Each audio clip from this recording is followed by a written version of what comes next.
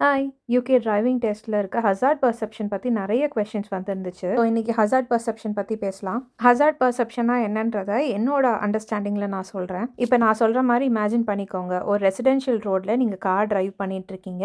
உங்க பின்னாடியும் வந்து ஃபியூ வெஹிக்கிள்ஸ் வந்துட்டுருக்கு. ஸ்பீட் லிமிட் வந்து ஒரு 30ல போயிட்டு இருக்கீங்கன்னு வச்சுக்கோங்களேன். நீங்க நார்மலா ஓட்டிட்டே இருக்கீங்க. சடனா ஏதோ ஒரு சைடு ரோட்லேருந்து ஒரு சைக்கிளிஸ்ட்டோ, ஒரு பெடஸ்ட்ரியனோ ரோட்ல இறங்கிட்டாங்கன்னு வச்சுக்கோங்களேன். இப்ப இதுதான் உங்களோட ஹசார்ட். இப்ப இந்த ஹசார்டுக்கு நீங்க எப்படி ரியாக்ட் பண்ணணும்? நீங்க ஸ்பீட குறைக்கணும்.